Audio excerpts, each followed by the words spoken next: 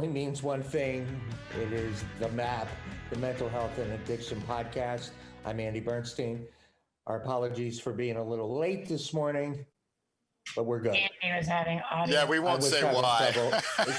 Right? I had a little audio won't problems. Say why. So we are a podcast dedicated to discussing mental health and addiction in an open and honest way. It's an important topic and one that is affecting 1 out of 5 Americans. Before we dive into the show, the root of the show, let's meet the team. Chris Long, you're back to being number one. She is I'm going to let you tell who you are. Who are you? So I am a mom of 5 amazing kids today. 2 of them are in recovery. I got into this field because addiction chose my family. And I currently am working with a company by the name of Aware Recovery Care. It is an in-home treatment program. We're 52 weeks long, and it is amazing. And I've never been happier. So that's who I am. Wow. Good for you. Yeah. Very excited. You found your tribe. I found my tribe. You found your tribe. Nice. 8 years. Good for you. All right. Yep. Well, thank you for that intro. And we also have the great Willie Drinkwater. Hello. Who is broadcasting to us from his home or from his studios in parts unknown. Willie, who are you? Hello. I'm a person in long-term recovery, 34 years. I'm an educator for UMass Boston in the Addiction Counseling Education Program. I also have a private practice where I work with people that have addiction with co-occurring disorders. Co-occurring meaning other mental health issues going on at the same time. So very good. Yep, you've been in the field. You are a very well respected. Yes, he's a great American at the same time. Anyway, let's we're gonna mix it up a little. What? Oh, and I'm Andy Bernstein, and I kind of fell into this world myself. I used to produce a show and host a show with a former hockey player, Kevin Stevens, about addiction and mental health. And it became a calling to me to work in this field and use whatever skills I have from the world of media and using my background to help people end the stigma through shows such as this. So that's me, and pretty passionate about it. But so before we get started into the nuts and bolts, what we're going to do today, actually, I already said that, but what we're going to do today is we're going to have a little bit of a roundtable. There's so much going on right now in the world of mental health and addiction, and we have 2 really interesting people in Willie, who has his background as a provider, and we also have Chris, who is a parent and works on the front lines with her new, wonderful, spectacular job. So what I'm going to do is I'm going to get started throwing out some questions that we've gotten from listeners and our audience over the past several months and recently as well. And we're actually coming up on our 50th show next week, which is crazy, right? Look at us, right? I know, once a week, maybe twice a week. So I'm going to get started, and I'll tee up this discussion with a question that someone wrote in. With the rising rates of mental health issues such as addiction and suicides during COVID-19, what do you think we should do at this time to help combat that? So I'll start it with Willie. Yeah, I mean, there's virtual meetings going on all the time, as we know, for 12-step programs, also for smart recovery. Also, I'm not sure what refuge recovery is doing at this point. Refuge recovery is relatively new and stuff. I know DBSA, Depression Bipolar Support Alliance, Boston, prior to COVID, their Wednesday night meeting was huge. It was from 7 to 9 o'clock at night. They'd have a general introduction. Then they would break down into individual groups, such as a friends and family support group, those that are dealing with bipolar disorder issues. There'd be a depression group, so on. What they've done, if you go to their website, DBSA Boston, if you Google that, they're doing all those meetings that they used to do, live in the D. Marnoff cafeteria on a Wednesday night. They're doing those virtually now, and I know, talking with clients and the like too, a lot of the virtual AA meetings and NA meetings too, people there are talking, and they're actually getting together in small groups a lot of times. I mean, I know on the North Shore where I have my practice, there's, I know of a few groups of guys, in the building trades, and they'll meet over at somebody's house in the morning before they go off to work with their folding chairs, and they go in the backyard and they socially distance and the whole bit. They have a meeting with their morning coffee, then they head back to their trucks, throw the folding chairs in the trucks, and they go off to work. There are a few church meetings and stuff that I've been hearing too that are starting to meet again on a limited basis. They're, limiting the number of people that can go in. But I think the main thing is, is really not to isolate. The COVID has really isolated people, and I think it's important to keep the communication open. One of the things that I found as a provider too is, over the last several months, I haven't had the space to take a lot of new clients on. But the ones that I have, it's an interesting phenomenon, and Harvard University's been doing research on it and stuff too. But normally where it might take me 2 or 3 months of face-to-face with somebody in my office, to get them to a point of, to get to that point in the therapeutic relationship where they really begin to talk. I'm finding it's much shorter by teletherapy now. I'm finding that it's easier. There's something about having the screen there, and and you have the ability just to click and knock somebody, just shut it down. But people are getting to the heart of trauma, grief, and abandonment issues a lot faster by telehealth than they would if we were doing face to face. So sure, you don't have to battle traffic. You can do it right from your home. Yeah. So you had, and I want to hear from you and Chris in a second, but you had talked about construction. That's actually kind of how I got started in this, when learning a lot about the construction trade and the building trades. That's a really a category that's been really hit hard by addiction. Just can you quick aside, can you just say what's going on there? Well, in the building trades, I grew up in a building trades family in Connecticut. My father was a labor union rep, and the old credo in those days was, you work hard, you play hard, you drink and drug even harder and stuff, because of the how about injuries though? Injuries. And then I've had many cases of guys that were hurt on job sites and stuff, and ended up on painkillers, and then that took on a life of its own. So okay. Well, thank you for answering that question. Chris. Hi, Chris. I was okay, so what do you think that people, with the rising rates of mental health, what do you think people can do during this time? I'd like to get your perspective. So from like a parent's point of view, not saying that you're not a parent, Willie. I am. But from a parent's point of view, having kids that struggle, we have, the concern, like the kids are there. We go back, we've been talking about this for a long time with all this stimulus money. Mm-hmm. It has put fuel on the fire. It has relapsed by stimulus. Right. Yeah. Right. But the stimulus now has kind of died off, and they nipped it in the bud, and they've cut off people that haven't been able to prove who they are, and all the little extra money and all that stuff has sort of gone away. And Trump made some announcement that stimulus is dead in the water right now until after election. Like he's not pushing. I just heard that. He just backtracked on it. He tried to backtrack on it, but I think that's still his thinking. Yeah. Yeah. So, as far how would that affect? How would that stimulus money affect? We know it from providing that money to people who are using, which helps. But how would, in a positive light, how do you think that is there any effect of the stimulus money? Does that like somebody in recovery, like getting that stimulus money and is in recovery and is working a really good program? Like I've heard of these kids that have they've made up to they've stowed that money away, and they've made upwards of $8,000 to $10,000 that they've just banked. And that's a huge, if you're in that mindset of and you're okay and you're solid and you've saved, it's not free money, but it's free money in their eyes. And it's given them the opportunity maybe to get out of mom and dad's house eventually and not have to, or get that car that they've been trying to get, or they've used whatever money that they've saved in a positive light. Right. Which is, again, go ahead. Some people have used that money to be able to be sustainable in a sober living house. It's paid their rent while they haven't been able to work.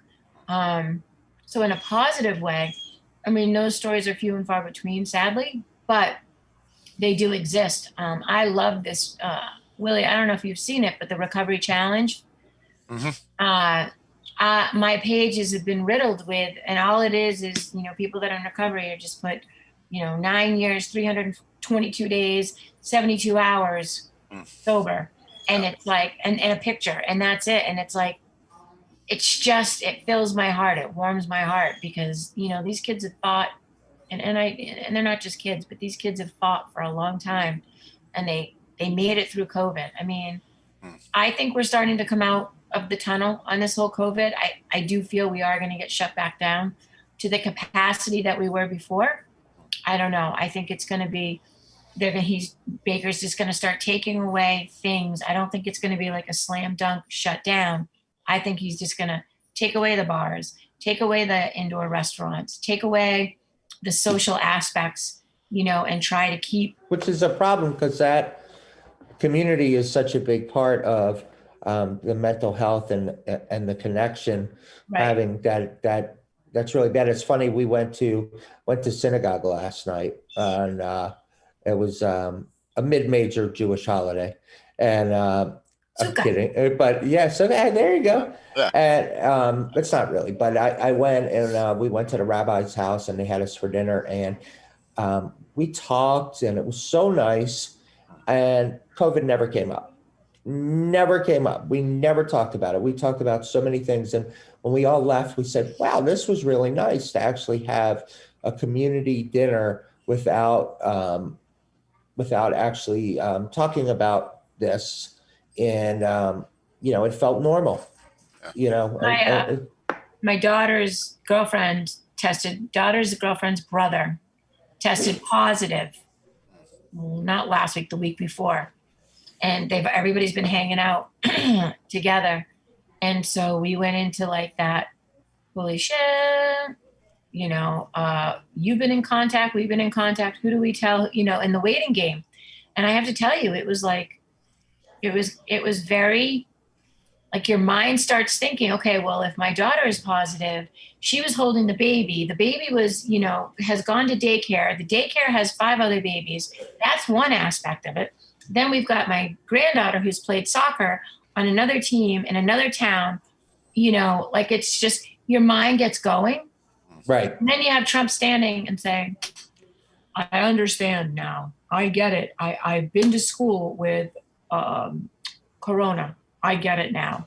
No, it was the end of Scarface. It was the end of Scarface when he was up on the balcony with the world is mine at the back with the bazooka. All right, let's go to the next question. And then I'm going to, I want to hear from you guys too with some of the things that you might want to discuss. Do you think insurance companies are on the right track when it comes to trying to address the mental health issues? What should they be doing? And do you think that enough coverage is being provided? No. Yeah, I mean, it depends on the level of care that you're talking about. If you're talking about, as far as therapists, yeah. And then again, it all depends on the insurer too. I mean, you have a company like Blue Cross Blue Shield, you get an initial authorization and you're good to go. You don't have to, it isn't like some of the insurers, they give you 12 sessions or they give you 8 sessions and then you have to do a concurrent review in order to justify, continuing with that person. So, it all depends on, and then, Mass Health, I can, something like Mass Health, I can get an initial authorization for 24 sessions, which is a lot better than 12 or 8. And then I'm trying to, make sure that I have in mind when I'm getting down to the last 2 or so left. But yeah, I mean, you're looking for that loophole to be able to sustain. Oh, you thinking about drinking? Oh, we've got prelapse in the conversation. We need more time. Yeah. I mean, the fact of the matter is, though, dual diagnosis is the expectation, not the exception. So when you're working on addiction, you're working on mental health more often than not, too. So, I mean, that's not just, that's just not a 12-session fix, I mean. So how would you, so how do you address it, though? Like what can people do out there that, you talk about Mass Health and stuff are there other things that you can do? I mean, obviously you can self-pay, right? But but how do you get? I mean, the more- tough thing now, Andy, is that, I mean, I'm getting up until on my Psychology Today profile, I actually had to put down that that I'm not taking on new clients at this point. I'm getting like, 3 to 5 referrals a week that I can't even, if I wanted to, I could be seeing 80 people a week. And, it's just, there's just not enough therapists. Then where are you? What good are you to your clients? Right. Exactly. Self-care. Exactly. I mean, I do a substantial amount now in addition to teaching 2 courses for UMass. So, I mean, it's like I really have to watch the self-care aspect. But, and then I'm trying to refer these 3 or 5 that I can't take to colleagues and stuff. And most of them are full at this time, too. So, I mean, it's, there doesn't seem to be enough therapists right at the present time in order to handle the caseload. It's like that first month or 2 of COVID, it was, people are in shock, they're numb. And then when it starts to really settle in, that's when people start to hit what I refer to as fatigue, as the pandemic wall. And, Yep. and all of a sudden, it was like when 9/11 happened. When 9/11 happened, there was this lull afterwards. You had a month or 2 where people were just numb and in shock. And then all of a sudden they started allowing themselves to feel what was going on. And that's when there was a big rush to therapists. So surge capacity. Brene Brown had somebody on. I don't know if you listen to Brene Brown, but she talked about surge capacity. Yeah. Like you're running on adrenaline for the first couple of months, and then you kind of the adrenal glands will wear you out after a while too.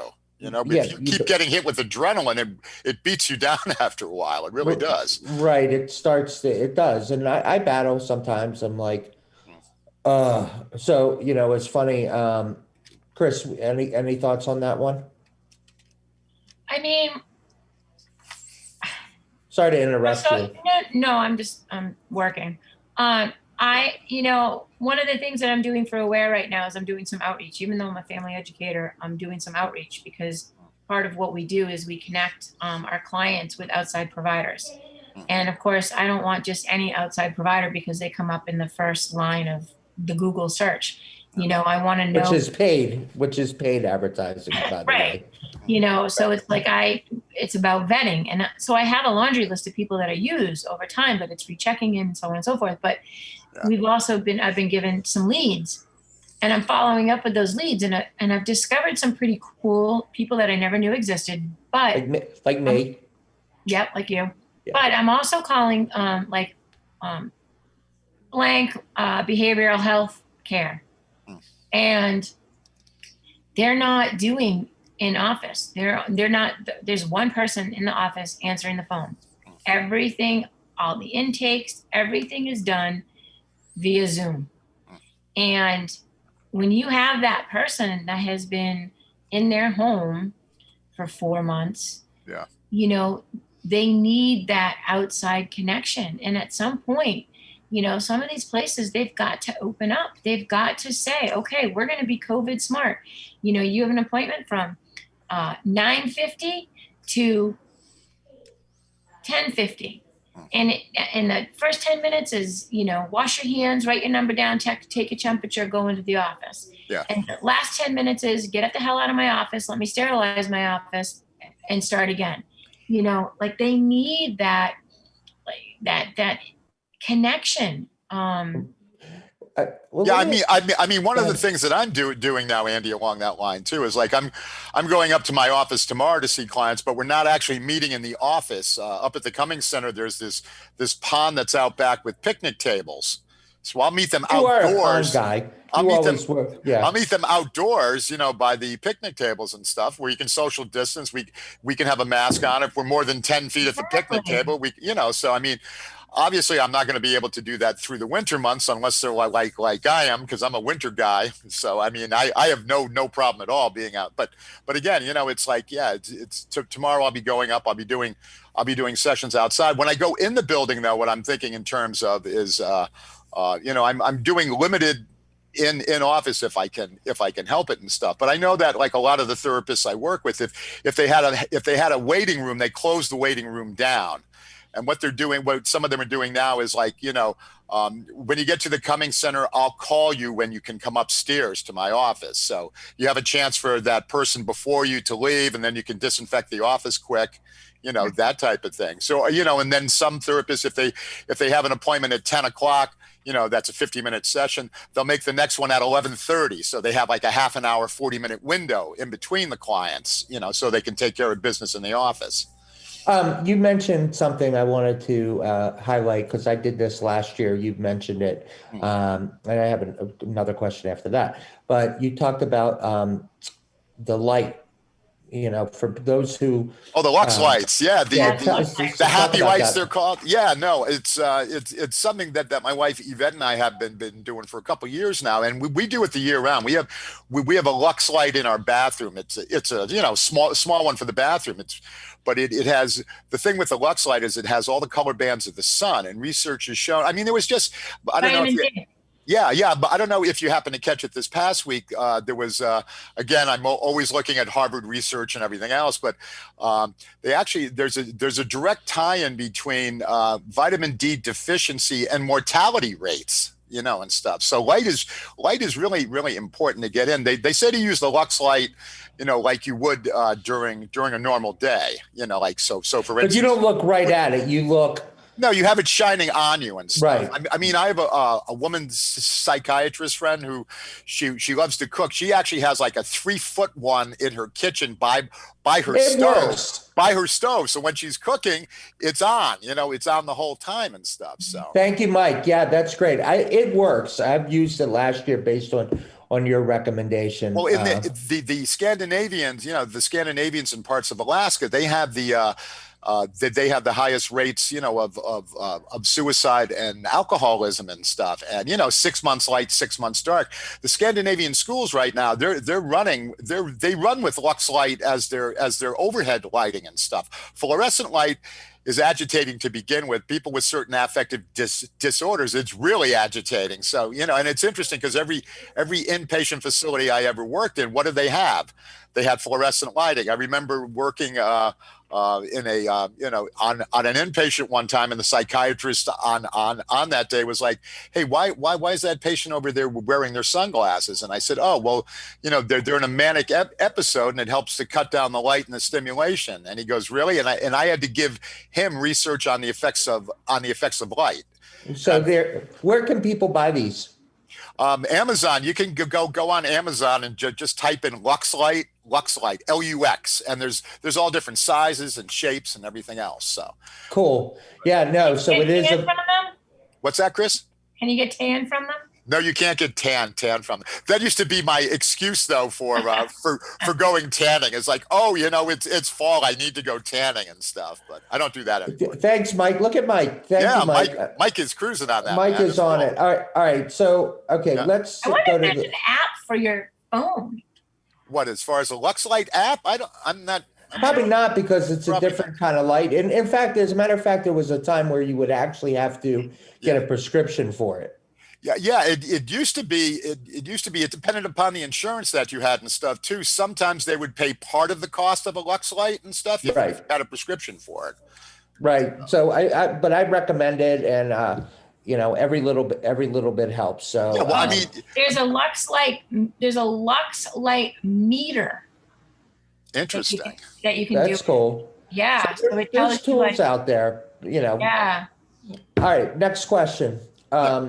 In your opinion, what is the age group that is of great concern for mental health issues right now, and why?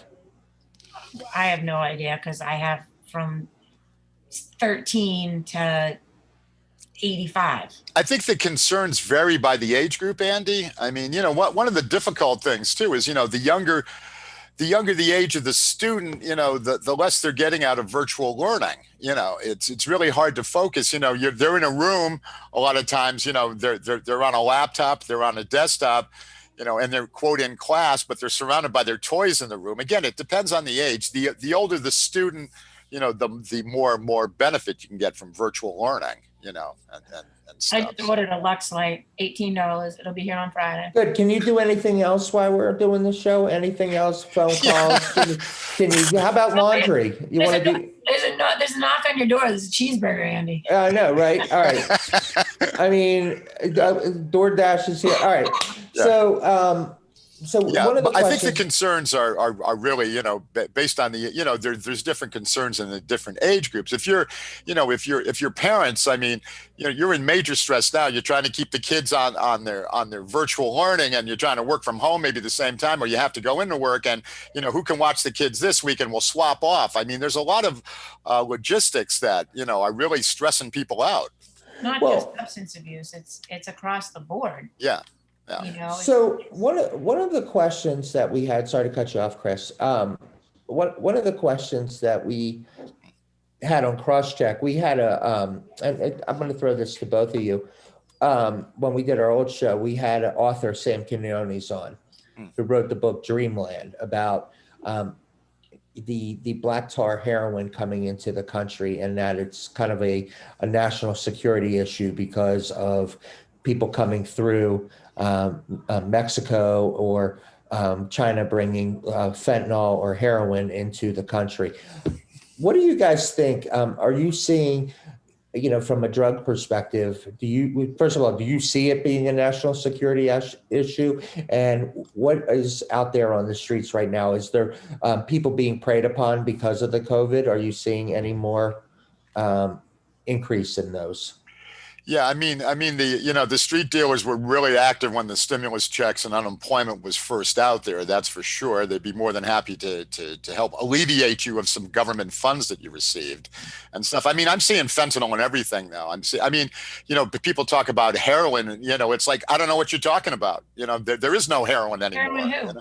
Yeah, I mean, everything is fentanyl. I mean, I go back to the days of when people talked about bundles and bricks of heroin, and it's like, just doesn't exist. Even Why? Even the Why? coke, because it's just too much of an expense. It's too much of an expense. Fentanyl is cheap. It's cheap and it's available. And fentanyl is a lot. Yeah, it's making it. I mean, I tell people all the time, if you're gonna do cannabis, if you're gonna do marijuana, then buy from the dispensaries, because you don't know what the crap on the street is being dusted with. Right. And dusted with fentanyl, could be dusted with angel dust, can be dusted with anything. So if you're gonna use cannabis, then then do it smart. I mean. But whatever. Is there a Chris? What are you seeing? Are you seeing more fentanyl? Oh, obviously alcohol. Alcohol is tremendous. Yeah, it's really taken off. It's crazy. But the other big thing we're seeing is meth. I don't know if you're seeing that too. I was just about to say that, Chris. Yeah, meth is on the rise. Big Why? time. Well, again, it's cheap. It's available. It's cheap. It's available.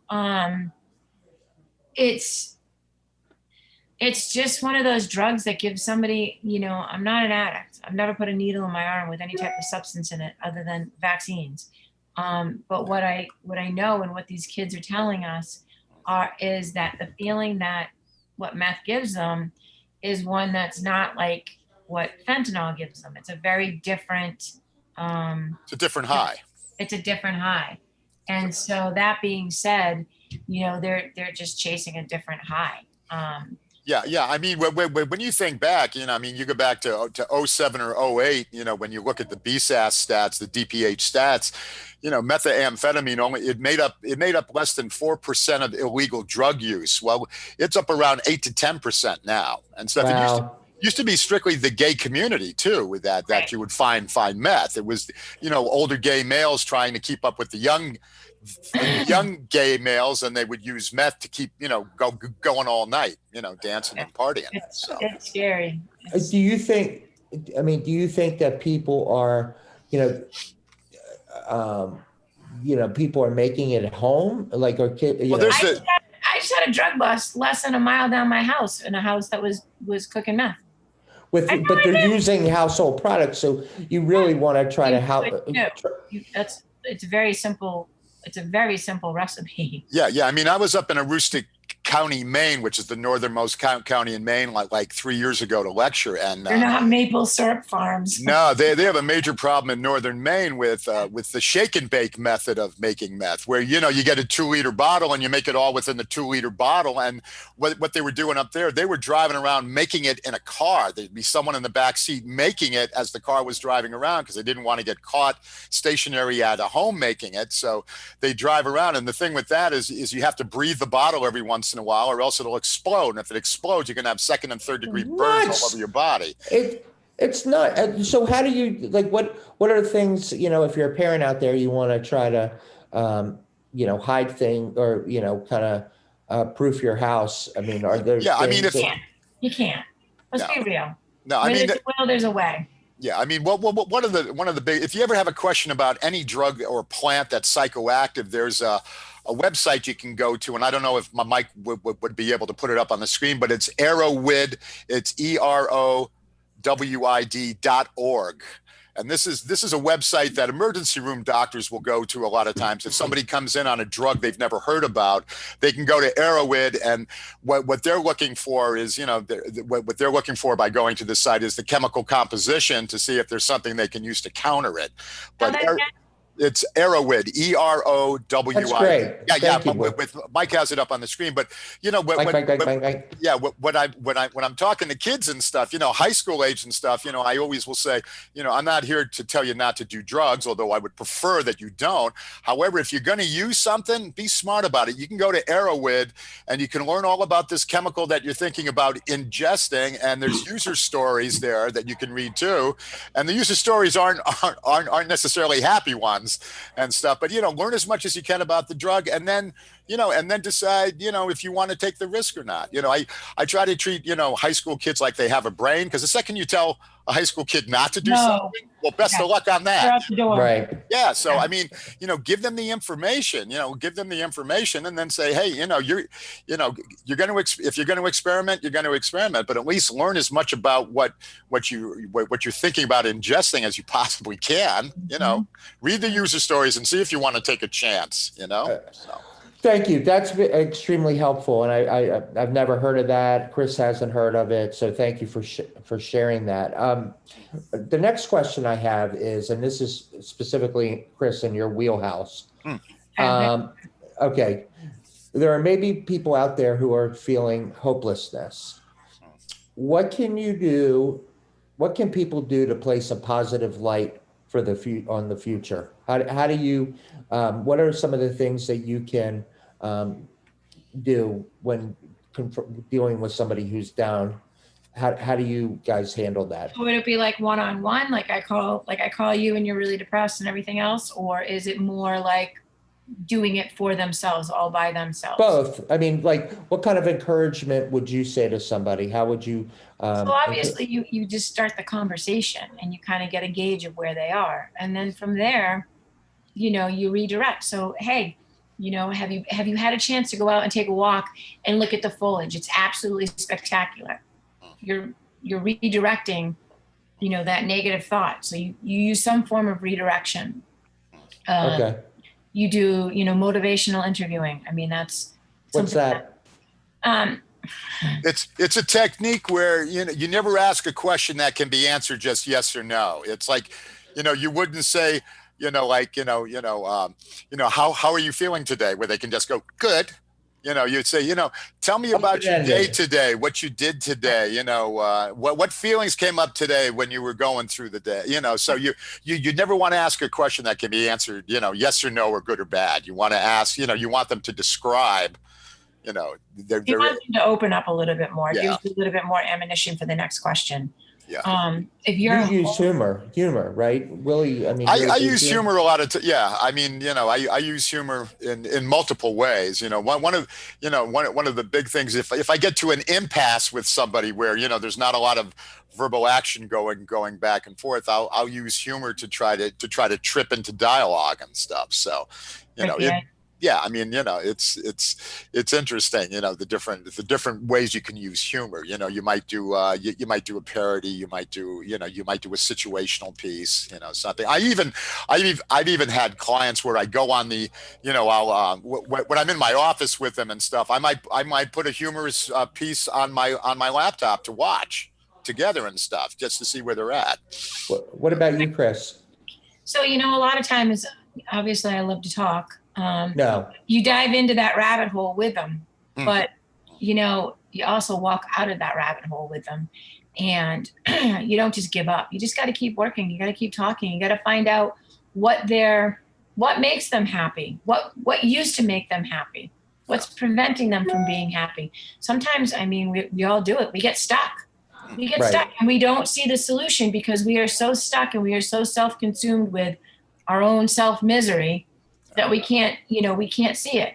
So, if you say, oh, I used to love baking and blah, blah, blah, and then we go in somewhere else, it's like, oh my God, I made the most amazing chicken pot pie and what I did, and you just redirect. Yeah. You And the other thing too, I mean, the big thing with the COVID, you need to get people out of their own head. Yeah. And I think that's why there was such a, why we heard stories about, animal shelters all of a sudden, that there were no more animals in the animal shelters because people were getting dogs and cats and stuff. And it helped them to get out of their own head because now they're caring for this creature that And oxytocin and loneliness. Yeah. And, so those are, really, but I don't know if you caught my LinkedIn the other day, but I had a picture of my dog Charlie, and I said, what did it say? My antidepressant, Charlie Zach. Instead of Prozac, it was Charlie Zach. And stuff. Yeah, because I mean, if I'm starting to feel stressed or something, the second he walks in a room and we lock eyes, it's like. And the big fat nose. Then he comes over and he sits down and he leans back against me, demanding to be petted, which I do, of course. Sure.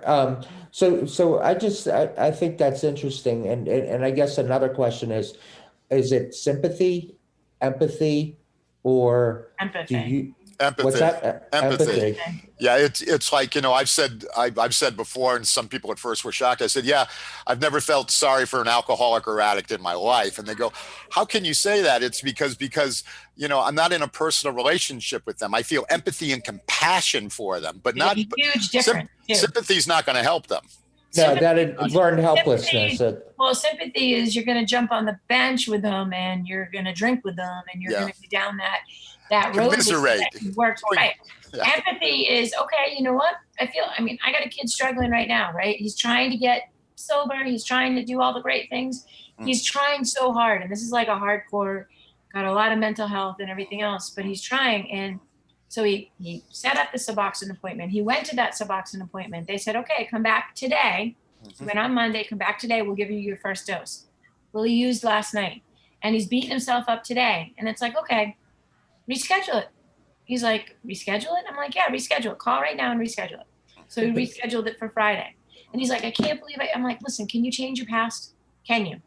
No. So why do we allow our past to control right here, right now? That's a big part of what I do with clients, Chris, too. Again, I mean, the big three I always see that people that keep going back out again that never gets addressed is trauma, grief, and abandonment. And it usually goes back to family of origin, and if you're not, you can go to all the meetings in the world, and I'm not knocking meetings. Meetings can always be the foundation for somebody, but if you put that Band-Aid off. Yeah, if you have trauma, grief, and abandonment, and it's not getting addressed, good luck trying to stay sober. Right, that's the root of the whole thing, I guess. Yeah, well, I mean, even the founders of AA talk about underlying symptoms. Well, there you go. When I talk to a family about, they can't understand why their child keeps going back out and keep going back out and keep going back out. It's like, okay, it's like an onion, right? We are an onion, and you peel back all these layers, but until you get to that last single soft. The core layer, right? The core of the problem. Until we get to that, if we keep stopping at all these layers and going back to life without addressing this, it's a coping mechanism using the layers just going to keep eating away at you. It's inevitable. We have to. It's an unhealthy coping mechanism, Andy. Yeah. Of course. Yeah. Now, so with that, how fun, right? How can how much does having fun, like, how do you create fun for yourself? Because I'm guessing that, don't go there. No, I'm only laughing because, I mean, I can be at home. I can be fun that's been stuck in their house for 6 months. It's like, you've got three eyes.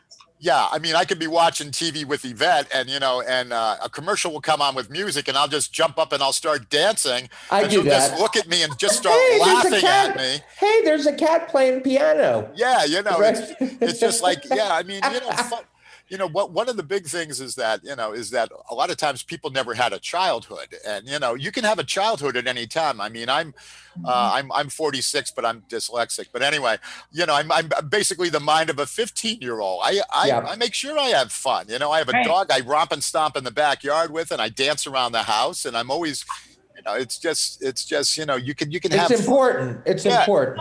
So important. So I just started walking again. I was walking. I was doing. What about me? We were going.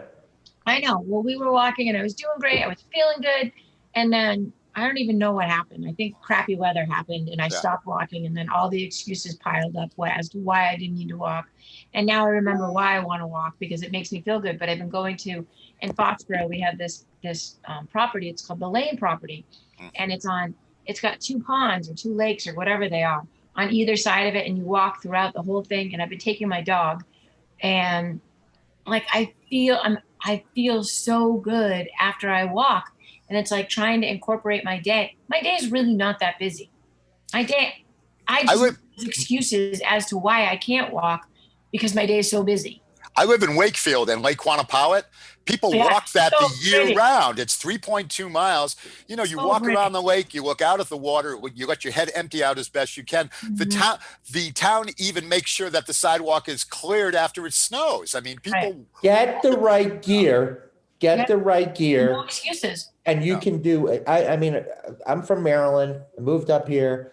I have a ton of gear. I love it. It keeps it's essential to being able to go outside in the winter. But you can do it. And the thing with walking that everyone's talking about here, you can boost the effects of walking. One of the things I do, and it drives Yvette nuts. She won't walk with me anymore. But it's like if I'm walking with Charlie or something, I may start skipping.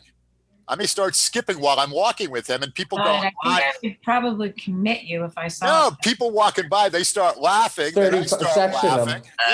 It's just going for the endorphin release. The endorphins from laughing. There's my boy. That's my boy Charlie. Yeah. Let's go for the next question. Sure. Okay. If Biden wins. Oh God. What do you mean, oh God? If Biden wins, what are some of the things that need to be changed in the area of mental health and addiction? Now, the reason I said Biden, I think we need to get a drug czar in that actually knows about drugs. Well, Chris Christie was the one who they brought in to work with this current administration. Yeah, what does he know? I mean, he's not like, a Michael Botticelli who worked in BSAS for how many years? Oh my God, the legend of all, Michael Botticelli. I better lie down, Michael Botticelli. No. No, but you know what I'm saying? He actually worked in the field for years. Right. Chris Christie, I mean, it's obvious what 12-step group he could probably benefit from, but, come on. What are the key things? Okay, so you say a drug czar. Chris and Willie, what do you think are some of the things that, if you were president, you were coming in, what would you look to do to address the key issues? Well, I mean, one of the issues I've been battling for a while now is that, I can be working with someone on their addiction issues, and all of a sudden when they turn 65, I can no longer see them because I'm not an LICSW or a psychologist or and it's like, I'm the one. What was that, Chris? The age determines that? Yeah, well, I can't take Medicare. That's what determines that. It's like, why can't a master's level addiction specialist continue with somebody after they retire? It's already established. Right? Yeah, I mean, so that's a big area. The other thing, just while we're on this vein too, I had a colleague contact me this week, and here we have BSAS. BSAS deals with addiction issues, right? When they put out job postings for directors of addiction programs, they're not even in Massachusetts. What's that?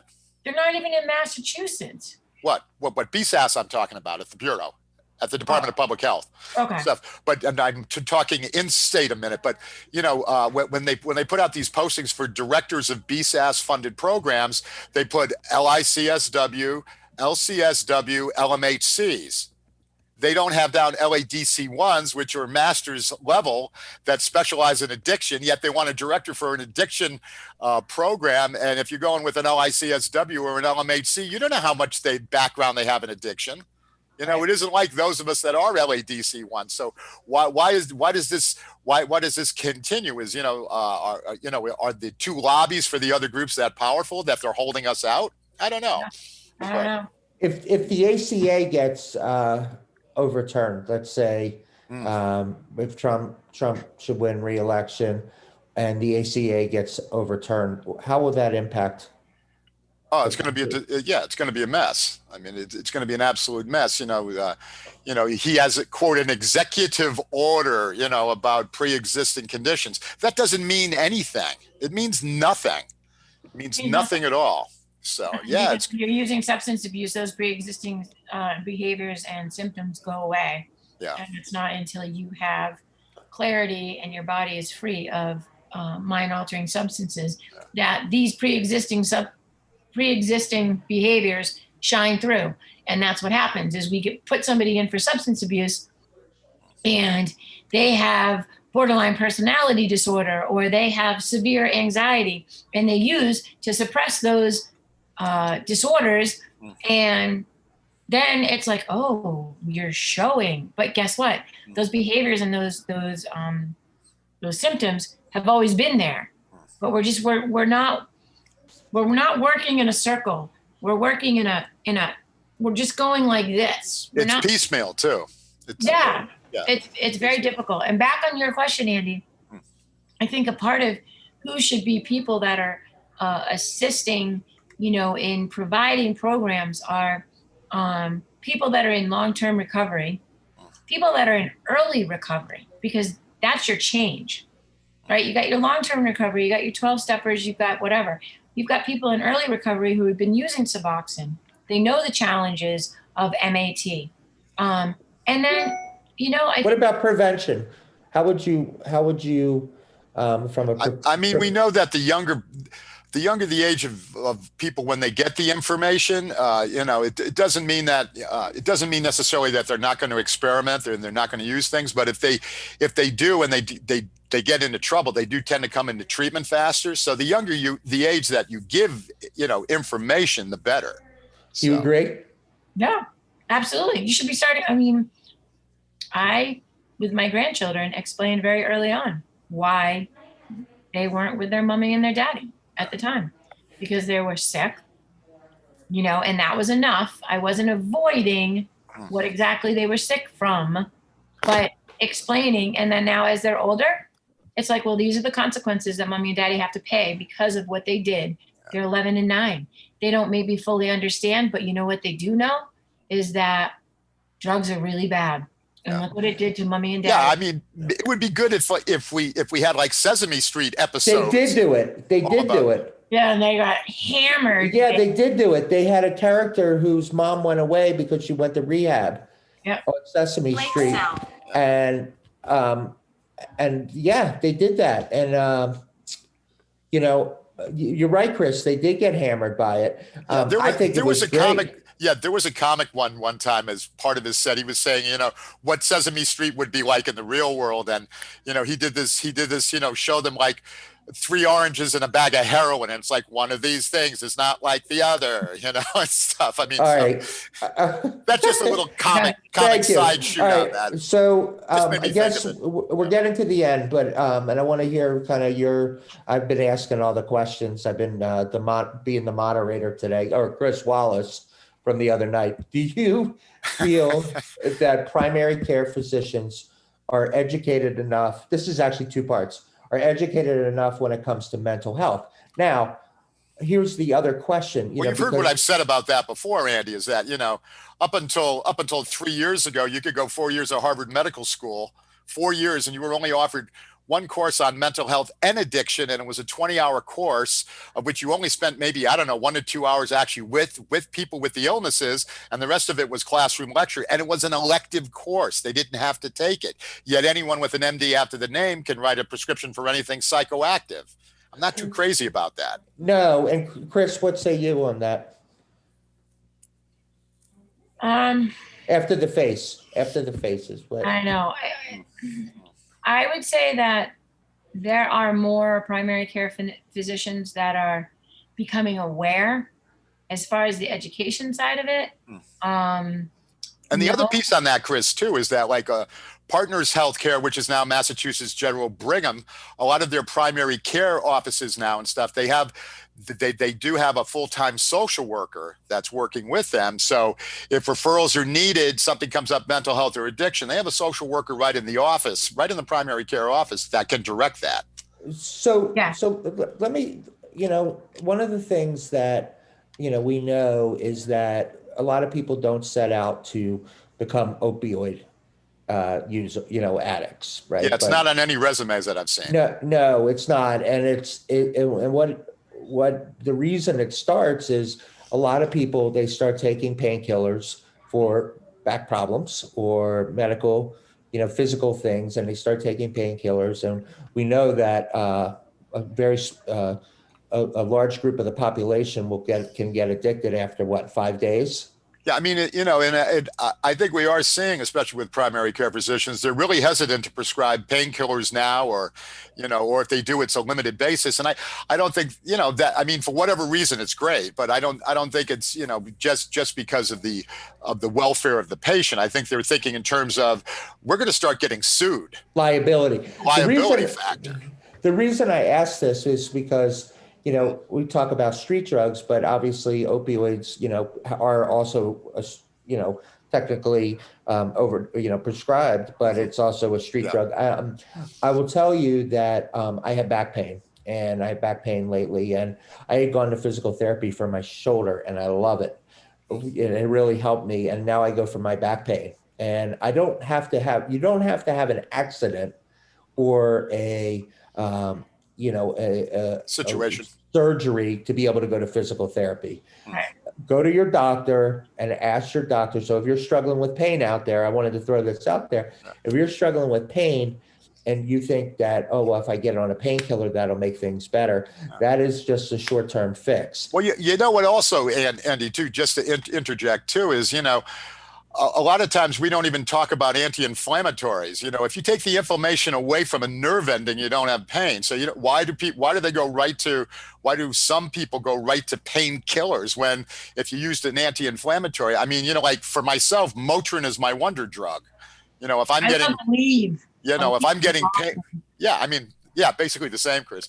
So I mean, if I can pop a Motrin and wow, the pain goes away. Why? Because the inflammation around the nerve ending has. So right. And stretching. Yeah. I'm going twice a week for physical therapy, and only reason I knew about it as a preventative, or not preventative, of tackling my back and things like that is because I went through it with my surgery. And we also spoke to, we had on our old show, we had somebody talk about, we had people from the PT association. They came on. I don't know if you remember them, Willie, but they came on and they talked about that PT has a whole movement out there about called Choose PT as a way for pain management. So if you're in pain and you're struggling and you're trying to get relief, don't think painkillers. Talk to physical therapy, or at least consider that. That's my opinion. So that's our show. But I want to, as we close, let's get some closing thoughts from each of you. What's on your mind, Willie? What's on my mind? Nothing. I have a busy day ahead with teletherapy and stuff, but I know there'll be an ending to the day. And then throughout the day, I've got my my boy companion going in and out of the basement here because I left the doors open for him. So, but what advice do you have? I'm not looking for a status report. Tell me about give me your advice on the if you could change something out there right now, or what would you suggest to people right now out there who are struggling? Yeah, I would say I would say the main thing is to try to get out of your own head and do something for somebody else, and look at everything from an outside standpoint rather than being stuck inside your own head. So detach a little bit. Stop ruminating. Ask other people how they're doing. You like that, Chris? What about you? I would say get outside. Get a little bit of sunshine. It's okay. If you're afraid of interacting with other people, go somewhere where there are no other people. Socially distance is totally easy when you go outside. Don't make an excuse. Even if you just go sit on a park bench for an hour and people watch, it's a wonderful thing. It'll help. The sunshine right now is a beautiful thing. It really is. Vitamin D, baby. Yeah. Well, thank you to you both, and thanks to Mike Weber, of course. I hope you did. You Thank you, enjoy Michael. it? Did you enjoy the show today? It's a good show. I like Good. Yapping? Good to have the free form once in a while. Yeah. Yeah. Freestyle. All right. Yeah. So that's our show for the week. Please visit us on Facebook.com, the map 2020. And thanks again to Mike Weber and the whole team back at Foxboro Cable Access Television. And that's our show for the week. So we'll see you next week for number 50. Have a great weekend, everybody.